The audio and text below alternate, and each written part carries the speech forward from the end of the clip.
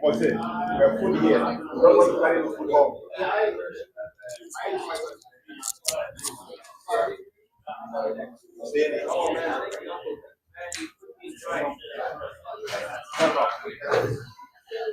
For my friends like you. ADTV.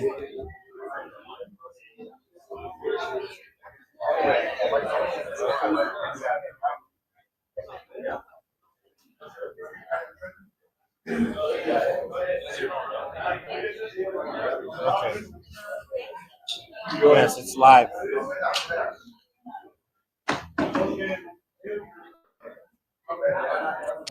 You hear the audio?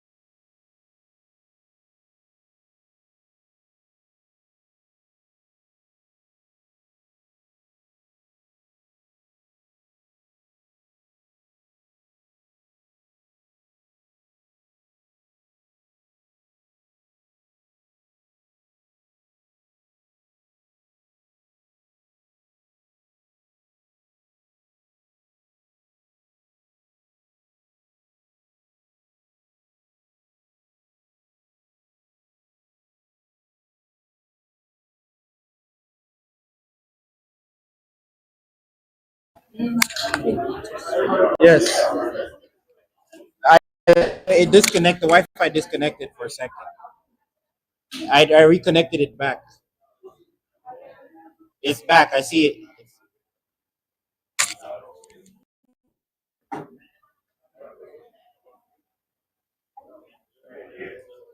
Everything good?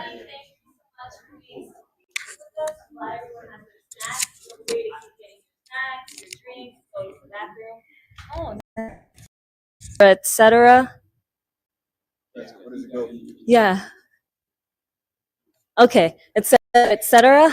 So we are going to go ahead and start the next portion of our program. And so again, thank you again so much for coming out. I know today was a lot with having to move locations, so we really appreciate everyone coming out. And I want to say a special thanks to everyone that's going to be sitting on this panel for them. And we really appreciate all the wealth of knowledge that they spread while they were, as well as during this questionnaire portion. So again, we're going to go ahead and do a panel. And so for this portion, I will just be asking the panelists some questions. But again, feel free if you guys have any specific questions that you did not get answered at the roundtable, or questions that come up, the questions that we have, go ahead and either stand or just make some sort of motion to one of the e-board people. They will to get you a mic for you to ask a question. All right. So without further ado, Jean joining us.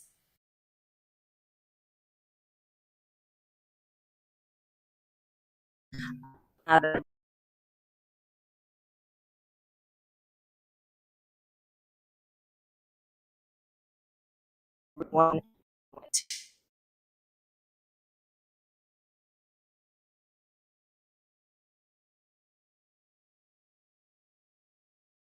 with you.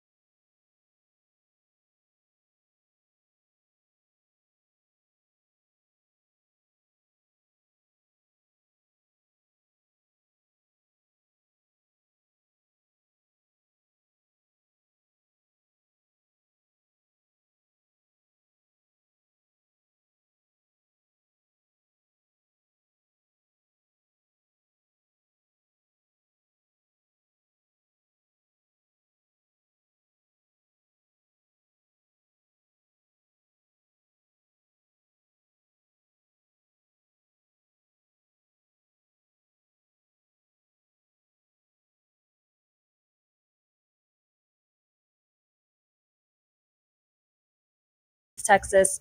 Worked for HCA for about 5 years as a clinical pharmacist in med surg and ortho. And now I've transitioned to THR where I'm working as a clinical pharmacy leader.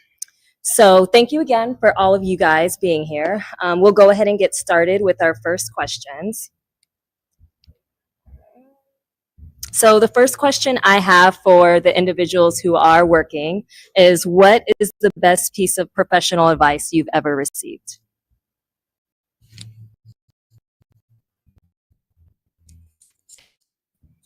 Now, especially in engineering, the best. Yes. Okay, for me as an engineer, time management was one of the things that a professional had told me to emphasize and focus on, especially when it comes to my field. I do projects, so they fall under certain deadlines sometimes. So knowing when to do what work and how to do it efficiently is something that I had to work on and kind of focus, especially doing multiple projects at the same time. So, for me, the best advice I was given was by my supervisor. He told me to fake it till you make it, especially in the beginning. Just follow along and try to take in as much information as possible. And then, because for them, when they started out, it was nerve-wracking being an engineer, and they didn't know exactly what they were doing daily. They just kept faking it along, and then they made it eventually. Yeah.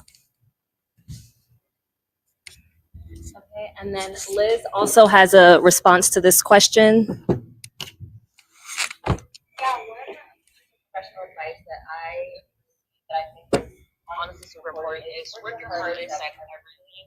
You want to be good across the board, and you have one chance. Your first impression will carry on beyond and change and improve. So you just want to make sure that your first impression is the best representation of yourself. Okay, thank you so much. It sounds like we had 3 really great answers. The next question that I have is, if you could go back and give your younger self one piece of career advice, what would it be? If you could give yourself, your younger self, one piece of career advice, what would it be?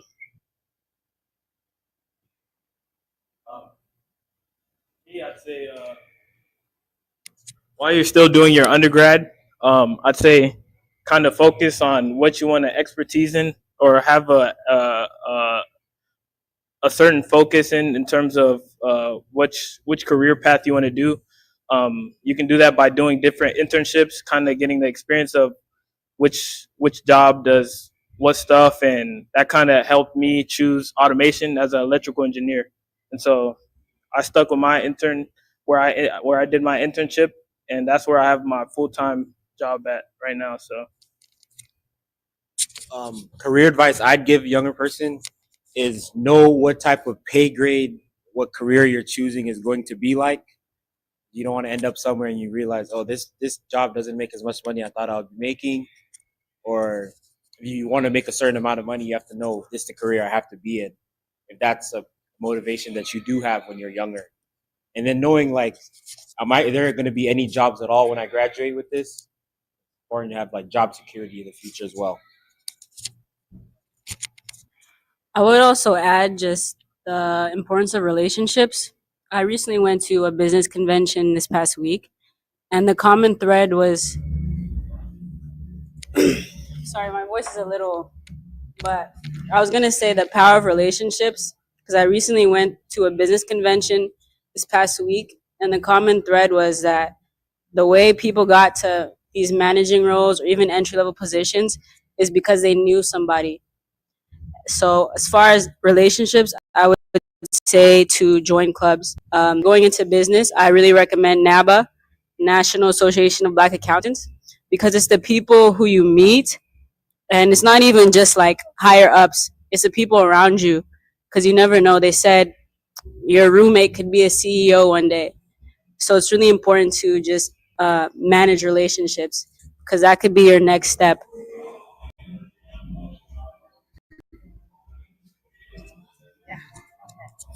So yeah, that's all really great advice. And I do want to piggyback off what Ruth said. Networking is so important, coming to events like these, rubbing elbows, getting people's contacts information. So definitely if you were interested in any of the careers that these people up here or anyone that you spoke to at Roundtable, make sure you get their information. I will say specifically for me too, I worked with someone and that person is the person that gave me my recommendation for my leadership position today. So the world is small. Pharmacy world is small, medical world is small. I'm sure business world, engineering, everything is small. So it really matters to go ahead and make connections with everyone. And then another big thing that I would give my younger self as a professional advice or career advice is not to be afraid to pivot. So I know most of the people here today are kind of younger in their professions, but as you continue to work and grow and learn and evolve as a person, just not being scared of learning and growing and pivoting either in your career, pivoting to new jobs, or just pivoting to. Did you have any? One thing I would tell my younger self, just in this journey, is to really remember that maybe not 5 years, or almost 5 years into residency and med school and university, and you just want to make sure that you're also spending time with your family, staying connected with them, finding a church home wherever you end up going, or all the different places that you end up being at, and also just remembering to give back and reach back just to help other people the way that you were helped in your journey. Okay, thank you for sharing.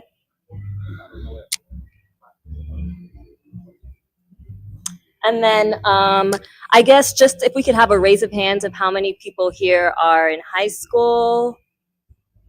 Okay, no one. So college? There is? Oh, okay. So we have at least one college person or high school person. So for our people that just recently finished college or are still in college, what is one piece of advice you would give a student who is still in high school or is about to finish high school?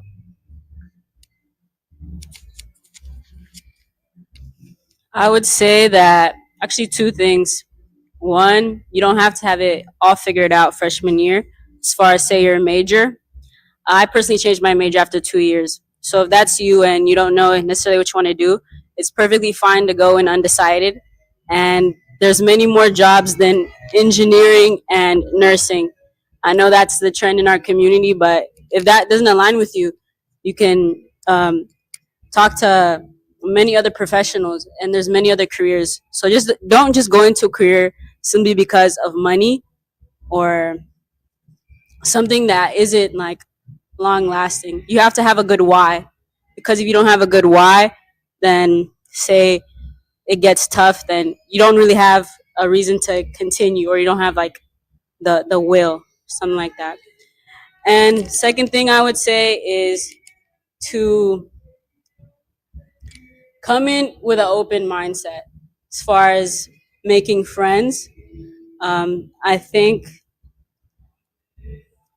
as I said before about managing relationships, it's very important to come in with the idea of wanting to get yourself out there, such as joining clubs or even talking to professors. Don't be afraid to ask questions. I know my school's a bit smaller than theirs, but my classes were like maybe 25, 30 people. I get you could be in a class with like hundreds of people if you're going to like a big school, but just put yourself out there, because it's the people that I guess are bold or are confident and can get themselves out there that can really make an impact. So don't make yourself small in any way. Go into school, with confidence, and also just being open-minded.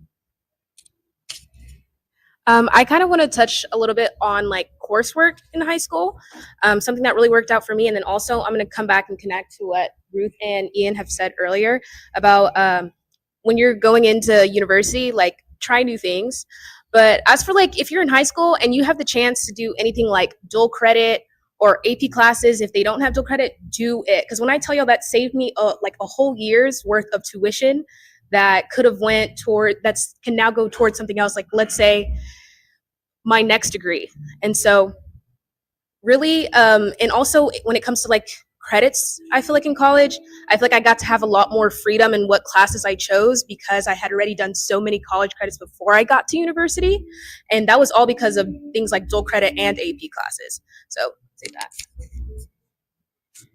So I know for myself, in high school, I was involved in a lot of extracurricular activities like FBLA. And then when I was in undergrad, I did a lot of volunteering. In pharmacy school, we did a lot of, we were part of an organization called SNAPA, which gave back to minority communities. Can anyone kind of speak to some important things outside of your GPA that you feel like are important for individuals who are either in high school or in college right now to go ahead and seek out in terms of opportunities?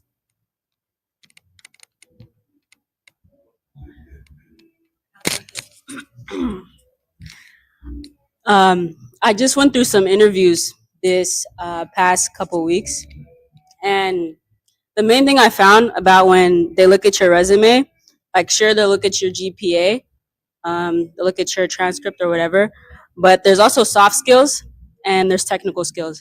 So soft skills, I would definitely want to polish those up as far as communication. How can you communicate with people? How do you present yourself? How do you carry yourself? And then technical skills, you know, outside of GPA, things like, are you a leader in your, say, organizations, in your clubs? How do you impact your community other than just going to school and getting good grades? Because there's a bunch of people who can go to school and get good grades, but how many of them can lead? How many of them are people, like people skills? How many of them can do that? Yes? Oh, sorry. But yeah, definitely just make a note of polishing your soft skills and then technical skills. I'll also say, whenever you're in school, you're going to be around people that have the same interests as you. For example, for me, I played basketball in high school. So the majority of my friends were people in my engineering classes and people that played basketball. So you want to align yourself with the people that have the same interests as you so you can enjoy your time in college as well, outside of just education.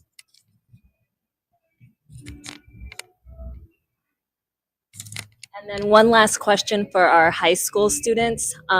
For those of you, I guess everyone's kind of a recent grad. What was the biggest transition from high school to college?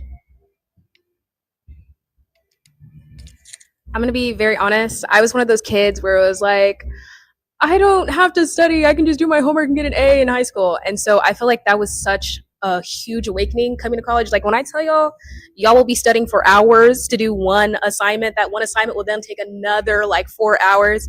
It is very real. So definitely time management, learning how to time block. That is a wonderful skill to learn. And the thing that's so amazing about, I feel like colleges now is that they have crazy resources about wanting you to succeed. So they'll have classes that teach you how to time block. That's how I learned how to time block. So definitely recommend looking into those if you're on campus.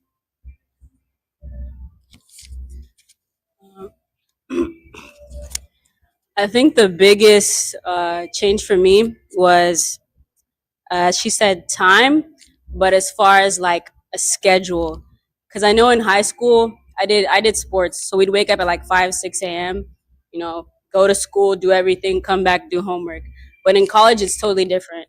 Like waking up at 8 a.m. is a stretch for me personally.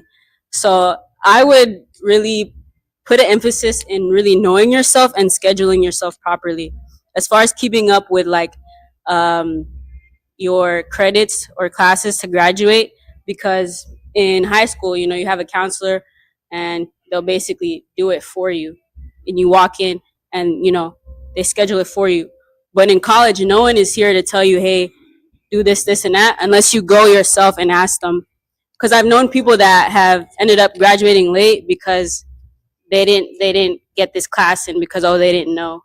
So definitely scheduling yourself as far as like time, knowing, hey, I might not want to wake up at 8 a.m. Monday through Thursday, so let me try to get a later class. Or I want to graduate on time, so let me keep up with my advisors so I know what classes I should be taking. Well, I know for me, time was also something that I had to kind of realize how to really put my schedule together. But besides that, I would also say like joining clubs. Um, it also it gave me a chance to kind of take a break from school and do stuff other than like studying and reading books all throughout the night.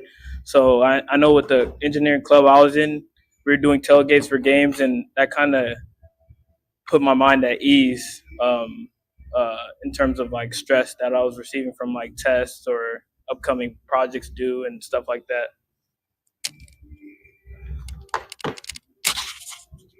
I'm sorry. To me, the biggest transition for me was the freedom that you have in terms of, like Ruth said, the timing. So I know I also played sports. So when you first got onto campus and you know, like, oh, if I don't go to this class, there will be no consequences. That's something you have to adjust to, and you have to police yourself as you're in school, and also as well as especially your grades. Also, there's no 6 weeks report or half semester report. As from the day one class starts, you have to be on top of everything, knowing your deadlines, so you can get a good grade at the end of the semester. Thank you. And we kind of just jumped right into questions, but I do want to circle back and have everyone kind of share just maybe a brief 30 seconds of their career path up to this point. Essentially, what did you do to get to your career right now? So to get to my career, I always knew maybe I was going to be an engineer by my senior in college. I mean, senior in high school. So my first year, it was mainly just taking classes, getting ahead in the summer, and taking more classes in the summer. And then after my sophomore year summer, I landed my first internship. That's very important as well. If you get internships early, so to know what direction you want to advance in. And then again, I took more summer classes to try to ease the burden throughout the semester. And then the year before you know you're about to graduate, that's when I would start networking with companies and start applying for full-time jobs. And it gives you time to your graduation date. If you want to start working immediately, you begin working. So for me, I got my full-time position around January of right before my last semester. And then as soon as I graduated, I was able to go into the job field. I'd say for me, to get into the career path I chose, which was electrical engineering, I was kind of surrounded by engineers in our community, and I chose that as something I wanted to do. And I also like math. So going into what I do now, I'm an automation specialist. I think networking is how I got into that field. Knowing Elder Atambo, he connected me with another person in the community, and he was able to land me an internship, which is where I currently work now. So I've been working for 9 months now, and I've been enjoying it. So.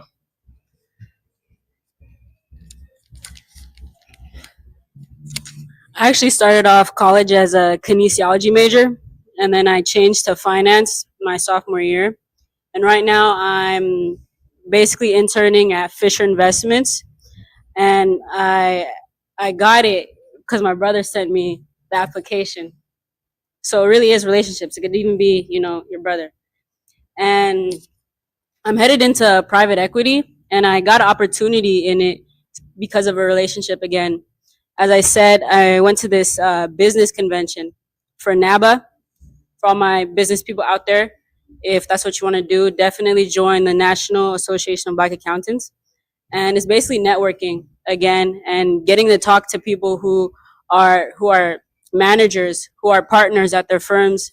And as I said, by polishing soft skills, being able to communicate, to present yourself, as well as also having the technical skills of looking good on paper, really landed me an opportunity to pursue private equity.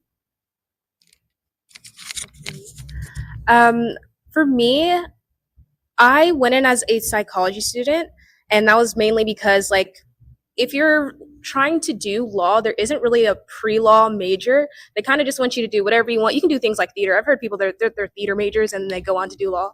So you can literally just do whatever. And so I chose psychology mainly because I've always been interested in like studying behaviors. And so that was a cool, nice 3 years that I got to do doing that. And so while I was in college though, because I was a psych student and most pre-law people, I'd say they're usually like English majors or they're doing government, something that's more in the legal atmosphere, I would say. I feel like I kind of had to reach out more to find like more of a pre-law community. And so that being said, I did things like Minority Women in Law, as well as National Association of Black Law Students. And I did that. I would often go to meetings at the law school to try and network over there. And then also try to gain a leadership position in the undergrad level as well. And that worked out for me by my senior year, which was really cool. I'm trying to think what else. Right now, I don't have a job. Let's be honest. But what I'm doing right now is applying for jobs. And because I have like internships experience in like public policy, I was a legislative intern for a semester, which was really cool. I've been able to like leverage, I feel like, the relationship that I have with my supervisor to try and find opportunities in the city that I was working for. And so that's also been working out well. I'm waiting on to hear back from some interviews, which is really cool. But yeah, that's what's going on right now. Okay, and then just to speak from a pharmacy perspective, so I was interested in pharmacy, not in high school, but kind of sort of starting in college, and I actually went in undeclared pre-pharmacy, kind of waited to see if I would go ahead and declare a major versus doing 2 years of prereq. And so that's something also to look into whenever you're pursuing your different careers, is what kind of different avenues you can do that. So I actually did a 2+4 program, kind of picking back off of the big concept that everyone else is talking about, how important networking is. So I actually shadowed someone in the community, another pharmacist who had her own pharmacy. And so from there, she really kind of showed me the ropes, helped me with internships, wrote me a letter of recommendation. And then whenever I was in school, I joined a specific organization. And this was a pharmacy organization where you could join and basically network with other students who are already in the program, in the doctoral program. And so building those networking skills and them kind of helping me, okay, telling me these are things that you can do to study for the PCAT. These are the scores that would be admissible. These are some other sort of extracurricular activities you can take. That was very beneficial. So then I matriculated into the program at UT. And then for pharmacy, you can also do a residency if you want to have more of a clinical aspect. So I did complete a residency, and then now I'm working in the clinical sector. With Liz being a little bit hard to hear, I'm going to hand it over to Brandy to give us a short segment of the medicine side. So I guess I'll stand up. Brandy, currently a doctor, internal medicine, cardiology fellow. I'll speak semi on Liz's behalf too. I know some of her stuff, but Liz is a neurosurgery resident, currently practicing in New York right now, undergoing training. So for the medical side, interested in physician type stuff.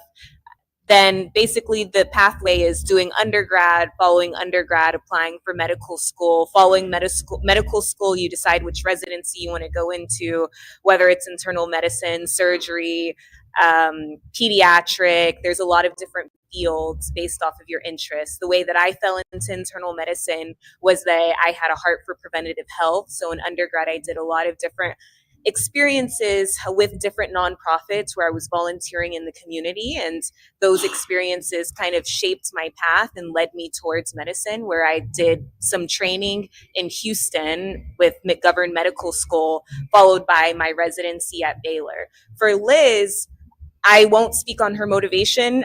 So when she's on a call or when y'all get to her, you can ask her story, but she went to Galveston, also in Texas, and I know she definitely has a heart for education. She has a heart for like different minority type of groups, where she had different leadership positions when she was in Galveston, prior to pursuing her neurosurgery residency in New York, where she's currently at. Yeah, that's kind of us. Okay, and then just to pivot, since we're all talking about our careers, we're all Kenyans from what I can tell. So we have medicine, engineers, lawyer, financial. So another question that I have, and this is for our young people here, is what advice would you give someone who feels pressured to pursue a specific career outside of their interest? This is going to sound crazy to say, because I feel like there's kind of such a negative stigma to this word, but you have to be selfish at the end of the day when it comes to career, because you're the one that's going to be working your career for the next 50 years or so. And so that being said, it's really important that you, on some level, love what you're doing. And like Ruth was saying, you need to have a why, or else one day you're going to wake up and be like, what am I doing this for? And not really feel comfortable in what you're doing as well. I would say to really leverage your creativity. Some of the jobs we have now didn't even exist 5 years ago. So if that means that you're going to be a pioneer in your field, then you be a pioneer in your field, as well as really looking outside the box. As I said before, like there's so much more than just engineering and nursing. And honestly, when I changed my major from kinesiology, I chose it because I was an athlete. So I said, let's do sports medicine because, I'm an athlete. And then I get to year 2 and I'm like, why am I doing this? Because I'm no longer an athlete. So it's really just taking a look inside yourself and being willing to explore and ask questions, and also being willing to step outside the box. Meaning, like, if I'm going to be a pioneer in this field, then I'm going to be a pioneer in it. Because if my why is strong enough, then when they say, if there's a will, there's a way. Yes. So that could be you, and that's okay. For me, I'd say I found challenge into what I was doing. So the head of our department, I did electrical engineering, and he had told us this is one of the hardest majors on campus. So I found the challenge in that, and I took it upon myself to finish with the bachelor's degree, and I eventually did. I wouldn't say I necessarily had a passion for it, but I did enjoy solving math problems, as well as taking the challenge upon myself to complete what I started. So that's what I did. I'll also say, if you feel pressured to do something, you have to remember, like, the people that are pressuring you aren't the ones that are going to be working for you. You have to do something that you love and enjoy, while also being smart about the possibilities of that career in terms of financial and, like, for the logistics of you actually working in that field, if it's possible. You have to look at it from, like, all aspects. And remember, it's at the end of the day, it's going to be your life, not the people that are pressuring you, making the decisions for you. Okay, so we're coming up on time. I do want to open it up for questions from the audience, if anyone has any. We as parents who have come maybe from Africa, to you as students, I would like my kid to be, as you just mentioned, to do a particular course that I never did, that I was never able to do. I wanted, but I never made it in Kenya or wherever I was. And here I am, I want them to do it. What would you advise parents here now about their children, specializing them in particular courses? That's one. Two quick ones before I see. What do you advise parents? Is that how do we help you in school, these students who are on college? How much do we have to put in which form in our lives as you learn? I think that's a great question, and I'll go ahead and pass down the mic. I would say the first thing is just having an open communication, because number one, I know as parents, you guys want the best thing for us. So starting off with that conversation, saying these are the reasons why, but also having an open heart and an open mind when us as children tell you the reasons why a specific field, whether it's nursing or whatever else it is not for us, and those rationales. And then I think from a supportive standpoint, I don't think it's too much for you to help a child find a school or a program or whatever once you know that there's an interest, and then still reminding and having that open conversation and communication that, again, it will be us who then has to work in that career for the next 50 to 60 years. We have to be passionate in it.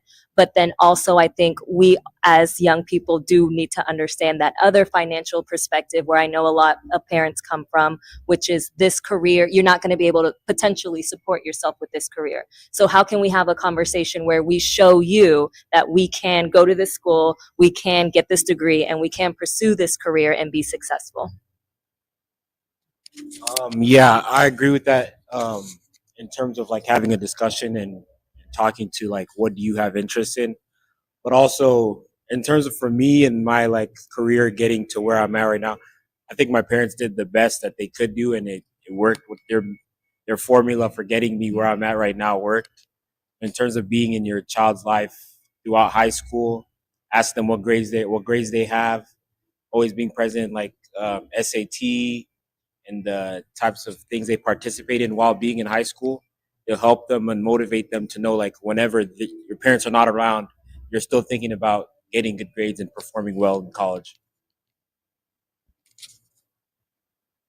I'd say in terms of choosing a career path, especially with your child, I'd say maybe a sit down and try to find a balance between what they love and the outlook of the career path they want to do, if it'll be beneficial to them later on down the line. So I say kind of find the balance. And for me, I know my mom, she called me almost twice a week, and she'd encourage me, whether or not if I was doing good or bad. So I feel like just encouragement from the parents, knowing that they're there, kind of helped me go along, even with the stress or what I was going through. So.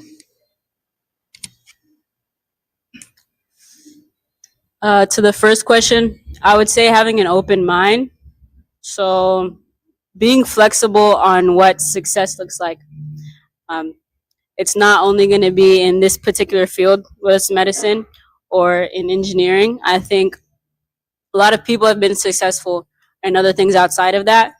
So I think it's even like a word of encouragement to even lend your support to something, even if it's not necessarily what you feel is the best, because who knows, success comes in many forms.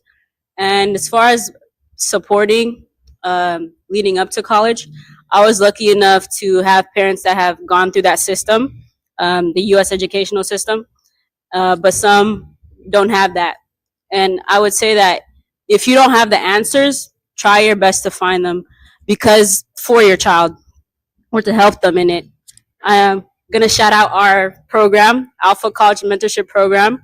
It's a bunch of college students and newly grads, some people who are already settled in their career as well, where we have answers. If your parents don't have them, come to us, as well as just little things. Like I remember coming home and just having food. I was happy because in college, you get tired of the whatever's in the cafeteria. It's flavorless. Much of it is, it doesn't taste good. So coming home and having food, something like that, or even support by, say, calling and checking in. I know we may be far, whether it's another state or another city, but just checking in to say like, hey, are you okay? What can I do to support you? Sometimes, even if it's saying like, hey, can I buy you lunch? Can I send you some money to buy lunch for yourself today? I think little things like that go a long way. I feel like so many great things were already said about like the parents' perspective. So I kind of want to add kind of like things I feel like as a student or the child, what you could do. Something I feel like going into college, my career path was kind of, because I don't really know that many lawyers unless y'all do. I know one, Crystal, all that stuff. But I felt like it was kind of, there was some sort of tension because it definitely wasn't the career path that like my family wanted for me to do at first. And so I feel like some things I did to kind of force my dad to have more of an open mind is like I would report almost daily, weekly, and I'd be so specific about the things that I was doing at university to get to my goal. And so I would, when I got my first internship, I remember it was my dad being the first person I called. And I remember before I even knew like the entire specifics of the job, I was telling him, I'm going to get to do this. I'm going to get to do this. And it was almost to the point where I was able to get him excited for me because I was sharing like so many details about what I was doing to get to where I needed to be.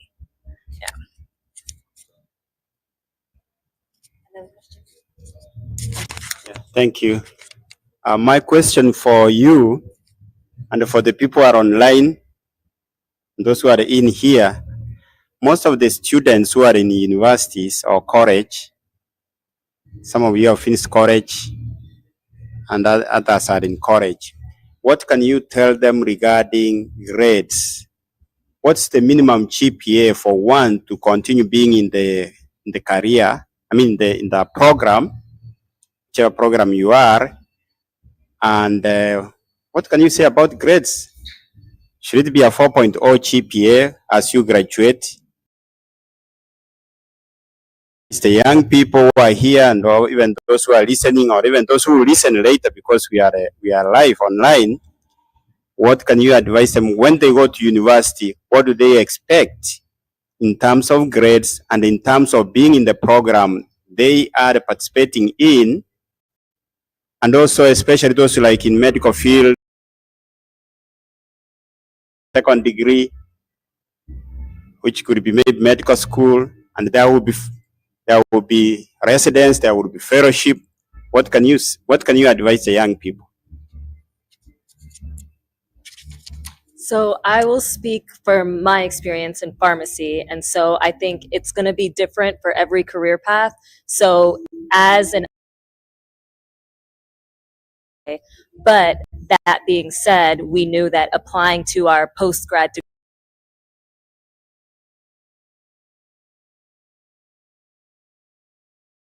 a lower GPA, or if you have like, I think I had one course where I did poor, but some of my other courses were very high. I was very involved in extracurricular activities. I networked. So you have to look at yourself as a holistic thing. And especially right now, very holy.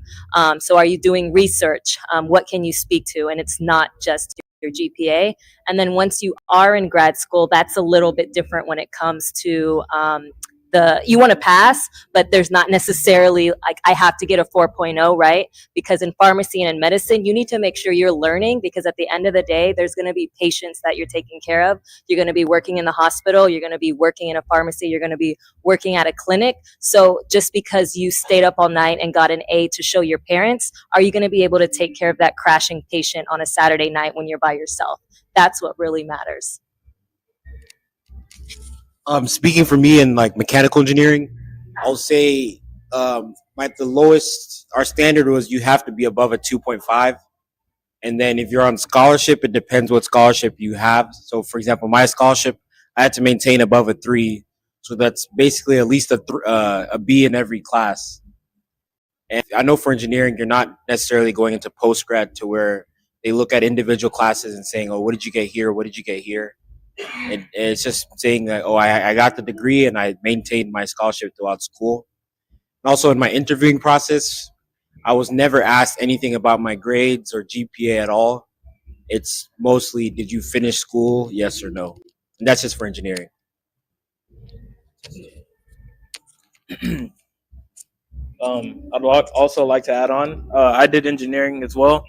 The minimum you had to maintain was a 2.5. Other than that, you're kicked out of the department. But for my engineering scholarship, I had to maintain a 3.25, and so that was kind of the minimum I had to have in order to continue receiving the scholarship. Luckily, I was able to graduate with a 3.6. I feel like it's more of an indication of your effort and work. I mean, going to office hours and staying with study groups throughout the night, trying to figure out something that you might not have picked up in class. It just goes a long way in terms of having a good GPA. But I'd say my job didn't ask about my GPA or um, anything really related to even if I got my diploma. Um, but I'd say it kind of shows you're able to like solve problems, and that's really what they're looking for, I'd say.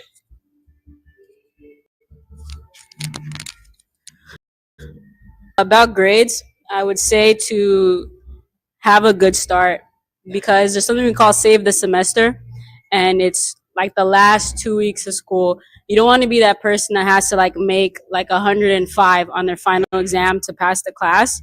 So start off early, like try to maintain your grades from the jump because it's easier to try to get like a 80 to an A than like a 70 to like a passing grade. And I would also say that the GPA is important. I've come to experience in my field because like companies like Deloitte, especially for entry level, they have like minimum GPA requirements of like 3 point something. And if that's not you, you're already cut before they even like looked at your resume. And Brittany touched on it as well, but it's like the holistic view where you don't want to just like put everything into grades. It's also important, as I said, to like join clubs, especially to have leadership in clubs. I actually put the Alpha College Mentorship Program in my resume, and every interview I went to, they asked me about it, and they said, how does this translate to the role now as far as leadership? So that's also important as well. Outside of grades, is having leading roles and just showing that you're much more than a number, like you're much more than a 3.6. So I would say for my program, I think it was like the minimum GPA was like a 2.0, but don't quote me on that. Not too sure. But everything I'd say in like the legal field is still viewed holistically. But like that being said, it's like if your GPA is not there, you need to make up for that in experience, meaning you need to be doing like years in roles and staying there, making sure that even when it comes down to reciting that on your resume, that you can say that you did this, this, and this, and it resulted in this for whichever role you were in. Yeah. Okay. I think I mentioned previously we were kind of coming up on time, so I don't want to cut us short, but I do want to be respectful of everyone's time. I know we had some questions from the parents. Is there any questions from the non-parents, young people? Okay. So with that, I'm going to go ahead and close this out. I know, like I said earlier, it's been tumultuous with us having to switch venues and this other event being here and having loud music. But I thank you again for sticking with us. We appreciate your time, and I hope you learned some valuable things and got some insight from our panelists. And I do want all of us to please join me in thanking them for being here and thanking them for sharing all their knowledge. So at this time, we are going to go ahead and move on to the presentation of scholarships.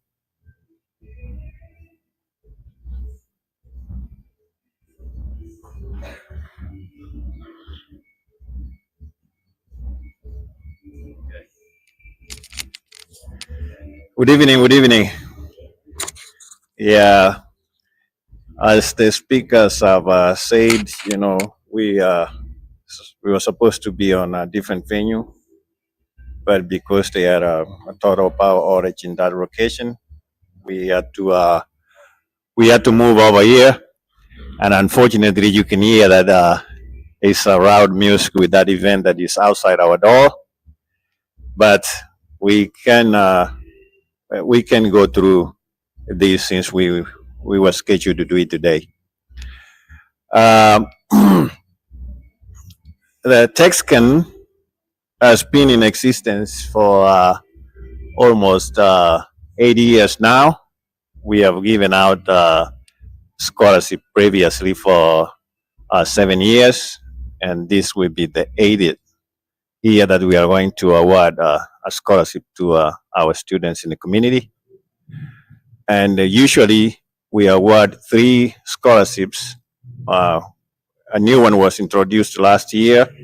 It's a named scholarship, and it's Elizabeth and Washington Atieno Chuma Memorial Scholarship. And then we have our TexKen Distinguished Achievement Award, and then the TexKen Academic Score Award. This year, the application was sent out, and there were like 8 students who were interested to apply for the scholarship. But I guess maybe because of time constraint, or they didn't have enough time to send the application in, we managed to have 1 applicant that sent and meet the deadline to submit his application. So with the first named scholarship, it's not going to be available this year because there were not enough competitive applicants, because the person that issues the scholarship wanted a large pool of students to look into in order for him to determine who will receive that application. So in that essence, it's not here available today, but he had said and sent an apology. I think he wrote the apology to Dr. Tambo here, and they said he's tied up in a family event, so he can't make it. But he said he still stands that he's going to give his scholarship next year, and he's going to double it. It used to be 2,500. So it's going to double that scholarship to 5,000. Probably that will entice more applicants, a large pool.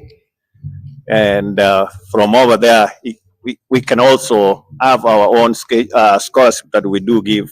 The other one, the TexKen Distinguished Academic Achievement Award and the Texas Score Award. So this year, I think I got some letters written. There is a recipient. I can be able to find it.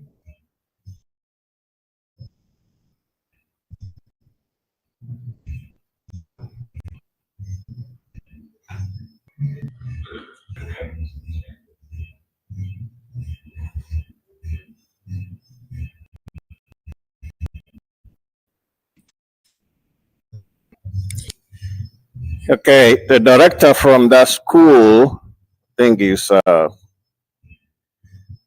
Isaac Ojoa, yeah, Conchoka, whatever his name is spelled up. He said the recipient is the most remarkable qualities in his ability to approach complex problems with innovative solutions. That's one aspect of recommendation on how you think about today's recipients. And I think I have another letter.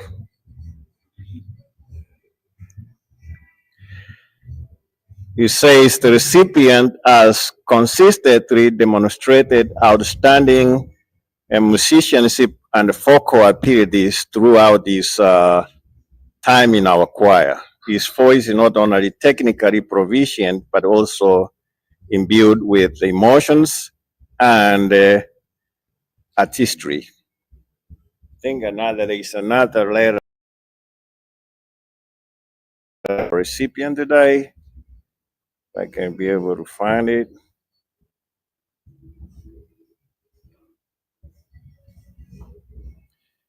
The recipient has demonstrated exceptional skills, particularly in computer engineering.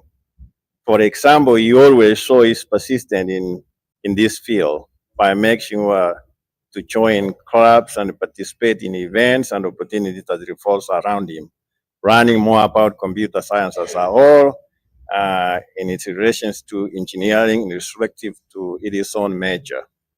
So the today recipient is going to be Texas Distinguished Achievement Award. I think Daniel and Mexicans, and then we can award that recipient. The recipient is going to receive a scholarship to attend to the school that is going to, college that is going to join. The recipient is going to join Texas Tech and is going to major in computer engineering. And today's recipient for Texas Distinguished Achievement Award is Sam McKinney.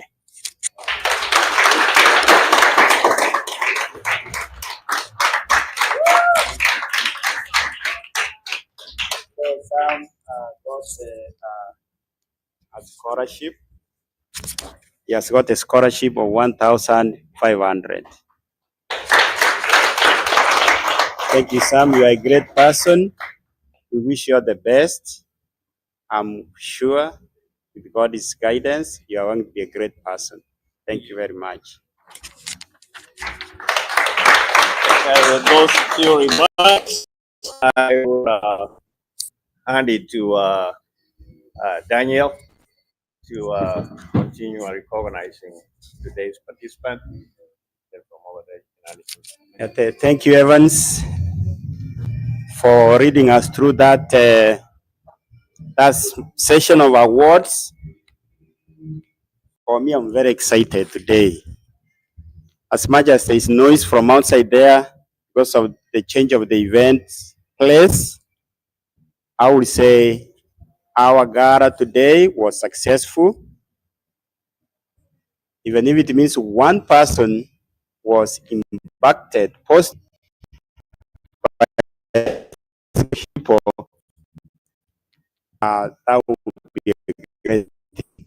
Not that to impact many people. Somebody's life was that. I'm really excited. I believe this being the 8th graduation, annual graduation gala and the mentorship, we are doing well and we keep going.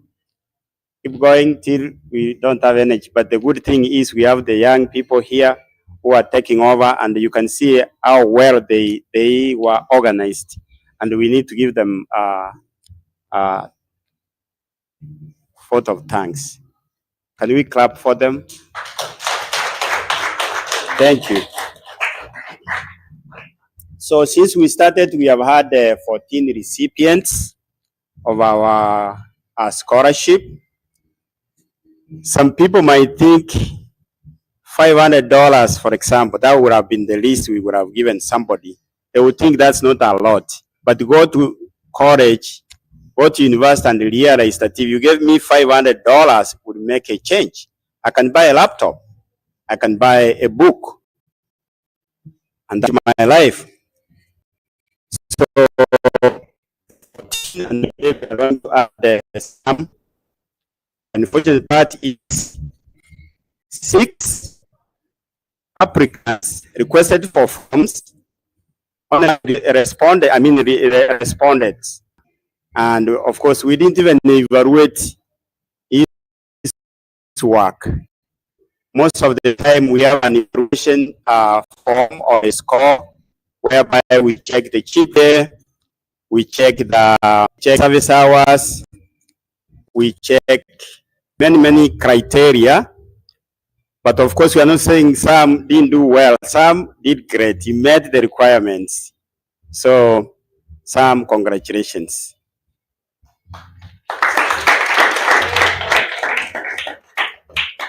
So one of our donors is called Dr. Juma. He's a dentist, and he has 2 clinics, one in Frisco, another one in Plano. He has been one of our best donor. He has a scholarship of $2,500, and he had it this year. He had to divide to next year because we didn't have many participants. So next year, the scholarship is added up. The $2,500 of this year and $2,500 of next year will be a scholarship of $5,000. We hope this one will create competition in the community, Because if it's only one person who's going to apply, they are not going to get it. You can imagine you have money you want to donate and there is only one person from this big community. So we expect, we have say hundreds and hundreds of people competing for the $5,000. And of course there will be more other, scholarship.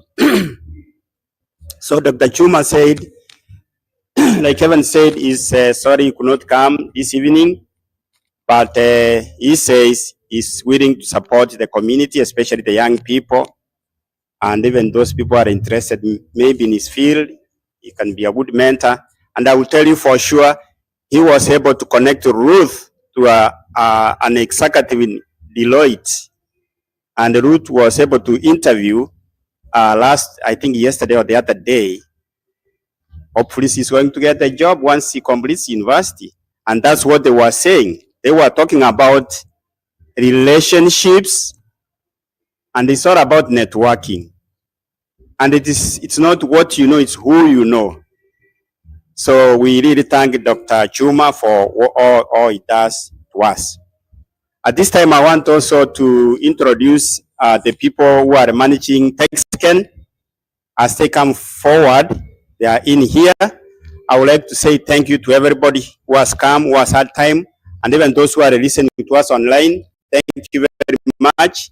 We really appreciate you, and we hope we can change people's thinking, people's lives. So thank you. Keep supporting us, and even the donors who have supported us. Small money. Could it be $50 here, $100 here, $200 here? We really appreciate that. Now, I would like to introduce the team that help us to manage the TexKen. If you can come forward, please. I want just to mention your name.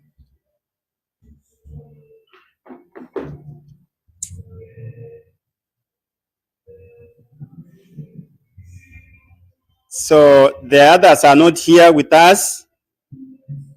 Those who are not here, we have Grace Nyandika, Jeremiah Manduku, and Ernest Mochama, and Dr. Eddie Mairura, and Selina Mairura with us here because of these schedules. Those who are here today, we have Clementine Monda, she's our secretary. Then we have Evans, he is our treasurer. We also have Mishak Boraya, the educationist we have in the community. He is our vice chair, and I'm the chair of TexKen. This is the team who has put together this, and they are always giving in their time. Thank you very much.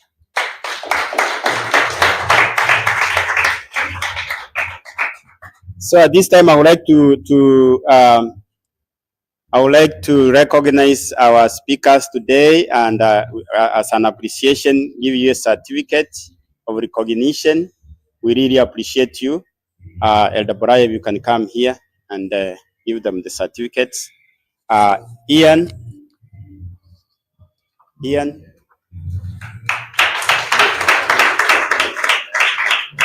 Thank you, Ian Elijah. This is Ruth.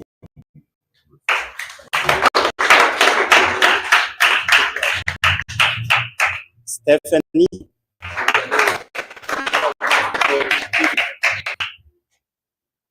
Eugene.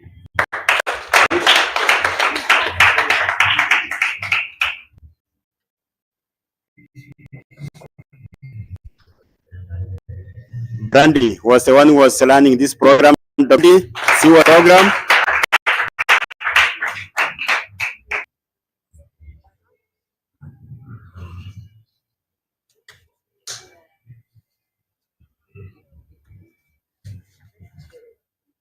Here we have Dr. Elizabeth Nyabuto, the neurosurgeon who was online today, but she's not here. I guess you can take to the mom. Yeah.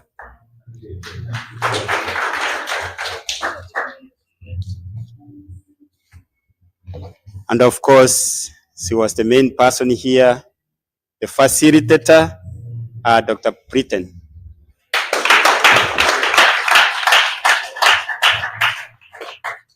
So we had, of course, Dr. Chuma. He will not come. We have his certificate here. We have one of the donors. Our donation is very unique in a way, and if everybody can adopt that, especially these young people who have jobs. Her name is Rispa Abram. How she donates, she works for Bank of America, and she donates through the bank. I guess she donates every month, or I don't know, but our donation is constant. It keeps coming constantly, and it's very consistent. But she's not with us here. We really appreciate Rispa Abram. To add on what Danny said, the program see us at the work is you donate and the bank gives a little bit on top of that. So if you are working in a place whereby you can say you are helping a non-profit organization like TexKen, and there's free money in that company that can be added on top of what you donate, I think we love for you all to do that. Thank you, Evans. Okay. I had volunteers who also helped us today, and I want to recognize them. And for the young people who are here, if you can volunteer with us, you will be earning community service hours. Any person who is going to give a scholarship, they will always ask, how are you involved in the community? Like, remember what Ruth was saying here. How much community service hours are there? Recently, I was in a reviewing committee of one of the organizations. I'm a board member for scholarships. And we had 14 students from various universities who applied. And these 14 kids, I will read all their essays. And the critical part there is how involved you are. So I want to encourage the young people who are here and those even who are listening, community service hours, please get involved. And I want to recognize Sandra Ogaro because he has participated today.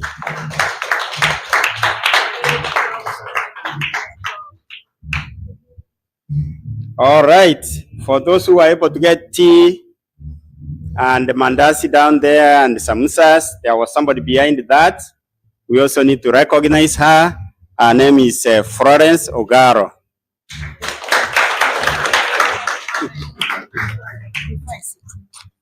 Before I sit down, I'm here to talk as a mom.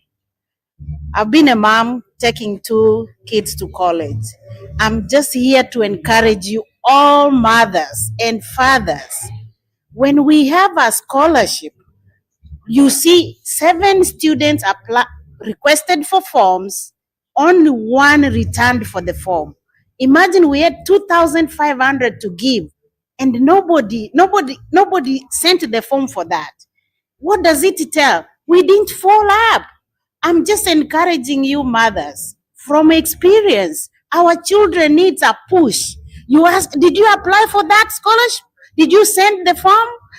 That's what we had. Even when they're in college, there are scholarships there, but they're not going to do it if they can't get the money if they don't apply. So as a mother, as a father, push them. Tell them, have you applied any scholarship? From experience, Ruth, she's going to be a senior. She just got a scholarship. You know, if she didn't apply, she can't get that money. And it was good money. So I'm just encouraging you, mothers, me included. I still have Sandra. I will always ask, did you apply for that scholarship? And if we don't tell them, they will get that form, keep it as they did, and now the money is there. It's carried forward to next year. So do your part. Push our children so that they can do it. Thank you. Thank you very much. I guess we have come to the end of this program. I want to hand it over to the owners. And this is Dr. Brandy. Yeah, thank you, Brandy. Okay, guys, thanks for sticking it out with us. I know there's some loud music. I know we had to change venues, but at the end of the day, when we come together for an event like this, it's for us to all learn, for us to all come together, for us to gain mentorship, for us to be together as a community. I think that's what's most important. Like Dana Tombos mentioned, this event has been in existence for a very long time. This organization has been in existence for a very long time.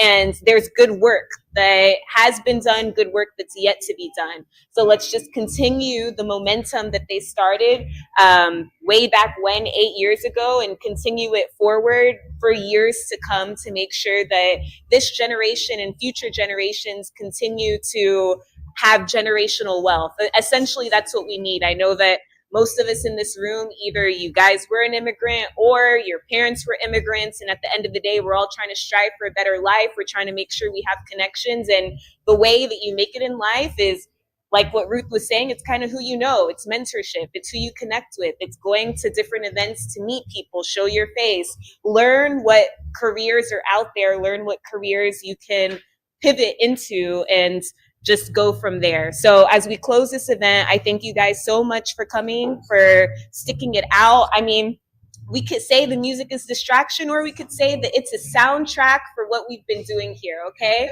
So yes, we will have a closing prayer from Rose. Yeah. And then following the closing prayer, I know we had the breakout sessions that kind of ended early. If you want to connect with anybody from those breakout sessions and get somebody's number, I definitely encourage you guys to do that. I know young people, we don't really use WhatsApp. I don't really use WhatsApp like that, but I do think that at least having each other's numbers in our phones are important if you have a question about something. So I'm going to ask the young adults to meet after the prayer in this room. I know there's a form that's going around, but that includes the older adults, and I'm more so talking about younger adults, okay? So we can form a WhatsApp group that's just basically called Kenyans in Dallas, and then just connect if we need to. But prayer, young adults will talk, and then grab the rest of the food. We don't want to take anything home, and enjoy the music that we're so blessed to hear, okay? Cumbia, bachata, salsa, okay? Hello, and good evening. So we're going to close with a prayer, but I just want to say that one of the saddest thing I've had this evening is that there was scholarship money just sitting and nobody claimed it. So we just hope that next year, if anything, encourage the seniors that are going to be seniors, please apply. The parents, let's encourage, and that next year there's no money that's just gonna go away. So thank you. It's been a great program, and I'm gonna go ahead and pray. Let's all bow our heads for prayer. Kind and most gracious Father in heaven, want to thank you for this evening. Father, thank you so much for bringing us together, and thank you so much for what we've learned here. And Father, whatever we've learned here, we ask and pray that we can make use of it. We can help it grow in our lives. And Father, we want to just thank you that even if we change venues, it's been a great evening. And Father, as we proceed to go to various places, we want to pray that you may give us journey mercies, and those who are going to stay here and maybe learn a little bit more. Father, we ask that everything they learn may be an encouragement and may help them grow in their future lives. And Father, we also want to pray that if there be anything that we say here that's not pleasing in your eyes, that you may forgive us. And Father, we pray all this, trusting and believing in Jesus' name. Grab some food, young adults over here. And some of you can help us. We put these chairs together. We have a place where we hang them. Thank you.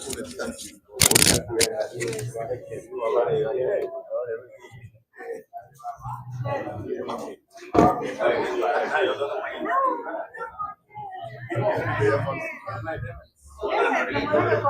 you.